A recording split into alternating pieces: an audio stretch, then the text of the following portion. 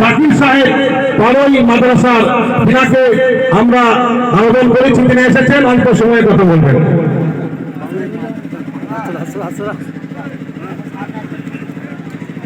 আসসালামু আলাইকুম ওয়া রাহমাতুল্লাহ। নাহমাদুহু ওয়া নুসাল্লি আলা রাসূলিহিন নবিয়্যিল কারীম। সম্মানিত বিভিন্ন প্রান্ত থেকে ধর্মপ্রাণ যে সমস্ত ব্যক্তিরা এসেছেন, প্রথমে আপনাদের জানিয়ে রাখছি অনেক অনেক প্রীতি, শুভেচ্ছা, সম্প্রীতি। আজকে আমরা আমাদের ভিতরের একরাশ দুঃখ বেদনা নিয়ে আমরা একত্রিত হয়েছি।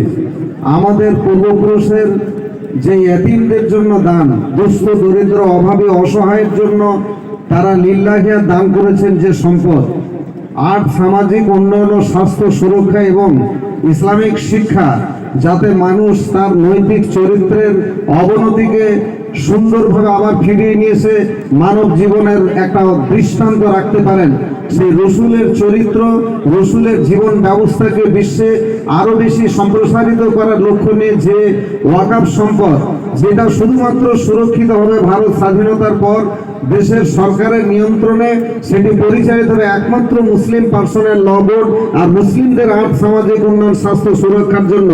কংগ্রেস পিরিয়ডে এবং অন্যান্য ক্ষেত্রে যেটা সুরক্ষিত ছিল, আজকের এই মুহূর্তে এক শ্রেণীর উগ্র হিন্দুত্ববাদ, যারা মাত্র 3% বাস করে, যাদের অকথ্য নির্যাতনে এনআরসি, এমপি, সিএ, ক্যাব এবং ভোটার কার্ড, আধার কার্ড, প্যান কার্ডের নামে এই সাধারণ দুস্থ দরিদ্র এবং বিভিন্ন যে সমস্ত কোল, ফিল, বাইন, মুসি, ডোম, আদিবাসী, সাঁওতাল সহ সংখ্যালঘুদেরকে ব্যতিব্যস্ত করে তুলেছে।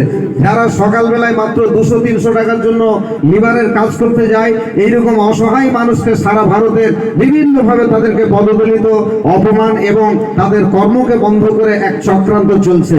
এবং শুধু এটি নয়, আজকে মুসলমানরা আমরা সবাই বুঝে ফেলেছি যে শুধু ভারতবর্ষে 4 লক্ষের বেশি আলেম আমরা প্রাণ দিয়ে 190 বছরের গোলামিকে আজাদ করে আজকে আমরা চেয়েছিলাম যে আমাদের দুস্থ, অভাবী, শিশু, মহিলা এবং যারা দুস্থ, রোগাক্রান্ত, তাদের নিরাপত্তার জন্য আমরা যে স্বাধীনতা এনেছিলাম, যে পেয়েছিলাম, যে নিরাপত্তার জন্য আজকে সেই স্বাধীনতা বিঘ্নিত হয়েছে কিছুমাত্র কুচক্রের কারণে।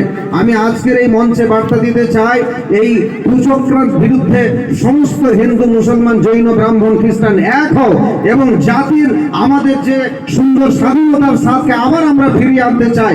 কক্ষিগতভাবে আমাদের ভারতীয় সম্পদকে বিশেষ বিশেষ মাত মারা কিছু কোম্পানিকে বিক্রি করে আমাদের মধ্যে এক বিশৃঙ্খল সৃষ্টির এক পরিকল্পিত চক্রান্ত হচ্ছে।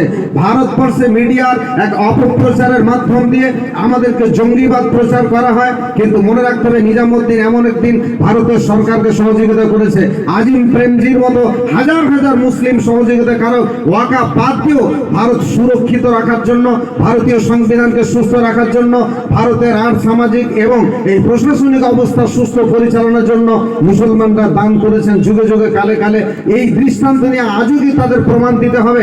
মিডিয়ার মাধ্যমে শুধু অপপ্রচার চলছে।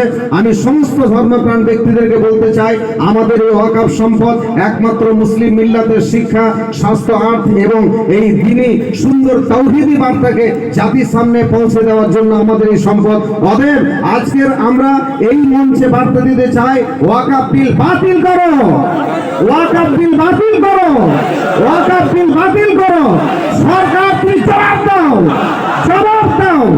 ভাই, আমি এইটুকু বার্তা দিতে চাই যে আপনাদেরকে যে কোনো মঞ্চে যখন ডাকা হবে, আপনারা একটু আল্লাহর ওয়াস্তে সেই জায়গাকে পৌঁছে যাবেন।